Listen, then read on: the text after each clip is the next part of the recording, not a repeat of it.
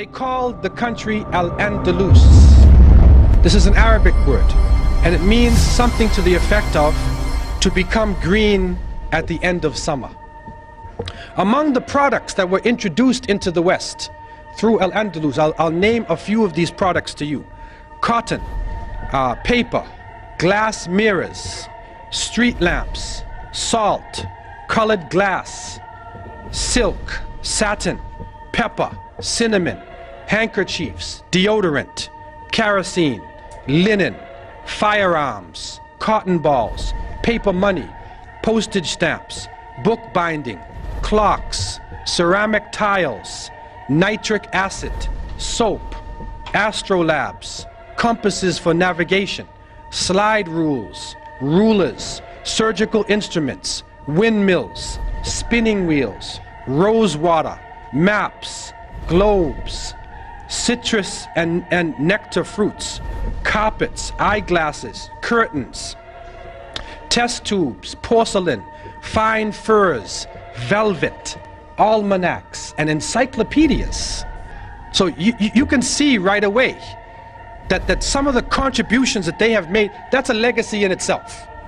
Because we are benefiting from this, and I can go on with the different aspects of culture that the Muslims developed in that part of the world and other parts of the Muslim world, and they made it in such a way that it was usable for Western society, and it helped Europe to come out of the Dark Ages. Things had really fallen and Europe was not central to the world anymore. But while the non-Muslim historians refer to the Dark Ages of Europe, just in Western Europe you had this amazing state of Andalus, of Muslim Spain, and out of there you had cities like Cordoba, and Cordoba at that time was the largest city in the world. It was a city of 1 million people plus. If you look at the street of Cordoba, it was completely lit up. There were street lights, which was unknown in Europe. They had public baths, they had libraries, they had universities. People would travel all from around the world just to study in Andalus, a true center of learning. So while you can say some of Europe was in the Dark Ages, another part of Europe, which is the Muslim area of Europe, it wasn't in a dark age at all, it was full of light. And you'll see when the Renaissance happened within Europe, and the Renaissance literally means the rebirth, it wasn't a rebirth from nothing. They had just taken everything from Andalus. If you look at Italy, all of the, the arts and so forth, they really just took it from the artisans of Muslim Spain. Again, you kind of like added bits to it, made it their own style, of course, yeah. Yeah. So, of course, this rebirth wasn't something that was, from them themselves. They just learnt everything from the Muslims. Ultimately, the Crusaders came away with no permanent conquests, but they returned with something even more valuable: knowledge.